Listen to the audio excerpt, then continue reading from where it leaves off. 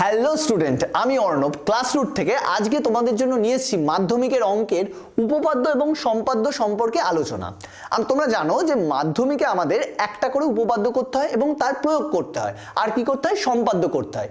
এই জায়গাগুলো ভীষণ কিন্তু স্কোরিং, কারণ উপপাদ্যর আমাদের একটা ফিগার বা বডি থাকে, সেই বডিটা যদি আমি মেনটেন করি তাহলে ভাবো তোমার উপপাদ্য কমন আসেনি, তবুও যদি তুমি ওই ফরম্যাটটা করে রাখো তাহলে কিন্তু তোমরা 0 পাবে না, তোমরা কিন্তু নাম্বার পাবে। আর যদি প্রপার ফরম্যাট দিয়ে ছবি প্রপার দিয়ে পুরো যদি করো তাহলে ফুল মার্কস পাবে, কারণ এই জায়গাটাই কোনো তোমার নাম্বার কাটার জায়গা পাবে না। তাহলে কিভাবে করব? যখনই উপপাদ্য করব তার যে বডিটা রয়েছে আমরা এই বডিটাকে 4টে পার্টে ডিভাইড করে দিতে পারি।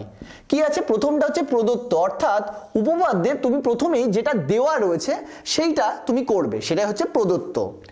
নেক্সট 2 নম্বর পার্টে প্রমাণ করতে হবে, কি প্রমাণ চেয়েছে সেই পার্টটা করবে। প্রত্যেকটা একটা করে প্যারা করে করলে খুব ভালো হয়। তাহলে প্রমাণ করতে হবে 2 নম্বর পার্টে। 3 নম্বর পার্টে তোমাকে যে উপপাদ্য দিয়েছে সেখানে যদি কিছু এক্সট্রা তোমাকে অঙ্কন করতে হয় প্রমাণ করার জন্য, তাহলে অঙ্কনটা হবে 3 নম্বরে, সেখানে তুমি অঙ্কন বলে হেডিং দিয়ে তারপরে লিখবে। এবং 4 নম্বর যেটা মেইন পার্ট সেটা হচ্ছে প্রমাণ, প্রমাণ হেডিং দিয়ে তোমরা যে প্রসেসে প্রমাণটা করবে সেটা লিখবে। এবং অবশ্যই উপপাদ্য কিন্তু ছবি ছাড়া হয় না, তাই ডান দিকে বা একেবারে শুরুতে তোমরা ছবি দেবে, কোনোদিন শেষে ছবি দেবে না। ছবি যখন দেবে মাথায় রাখবে অবশ্যই পেন্সিল দিয়ে করব, এবং কোনো সময় ডাবল হ্যান্ডরাইটিং বা 2টো করে দাগ যেন না হয়, হলে পুরো মুছে একবারে সিঙ্গেল দাগে করবে, কারণ এটাতে আমাদের টিচারের উপর ভালো ইমপ্রেশন পড়বে। আর ফিগারে ডাবল দাগ হলে সেখানে কিন্তু নাম্বার কাটতে পারে। এইভাবে ঠিক একইভাবে আমরা উপপাদ্যর যে অ্যাপ্লিকেশন রয়েছে বা প্রয়োগ রয়েছে সেই প্রয়োগও কিন্তু আমরা এই একই জিনিস, এই বডিটা মেনটেন করব। এই বডিটা মেনটেন করলেই তোমরা কিন্তু হাফ মার্কস পেয়ে যাবে এবং ছবি সহ। এখানে ইজিলি আমরা নাম্বার তুলতে পারবো, এখানে 0 পাবো না অন্তত। নেক্সট আসে আমাদের সম্পাদ্য, অর্থাৎ যেখানে আমাদের শুধু অঙ্কন আছে। আমরা জানি সম্পাদ্য যে পার্টটা রয়েছে সেই সম্পাদ্যর পার্টে আমরা কি করব, সম্পাদ্যর পার্টে আমাদের যেটা দেবে অঙ্কন করতে সেখানেও আমাদের যেহেতু ছবি, আমরা সিঙ্গেল লাইনে ড্র করব, কোনো সময় ডাবল লাইন করব না। মুছলেও দেখবো, মোছার পরেও যখন লাইন টানবো যেন দেখবো ওটা ডাবল লাইন না হয়, একবারে একটা সিঙ্গেল লাইনে আমরা অঙ্কনটা করব।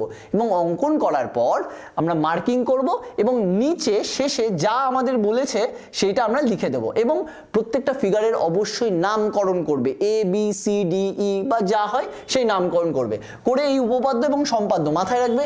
সম্পাদ্য কিন্তু ভীষণ স্কোরিং, ফুল মার্কস পাওয়া যায়, তাই সম্পাদ্য পরিষ্কার করে করলে কিন্তু আমরা পুরো মার্কস পেয়ে যাব। তো জিওমেট্রির যে পোর্শনটা রয়েছে উপপাদ্য এবং সম্পাদ্য কিভাবে আমরা করব, কিভাবে মেনটেন করব, এটা আশা করি তোমরা বুঝতে পেরেছো। এইভাবে যদি জিওমেট্রিটা করতে পারো তাহলে ওখানে ফুল মার্কস তোমরা পেয়ে যাবে।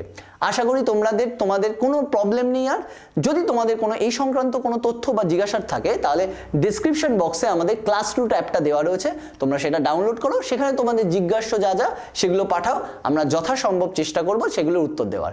Thank you, all the best.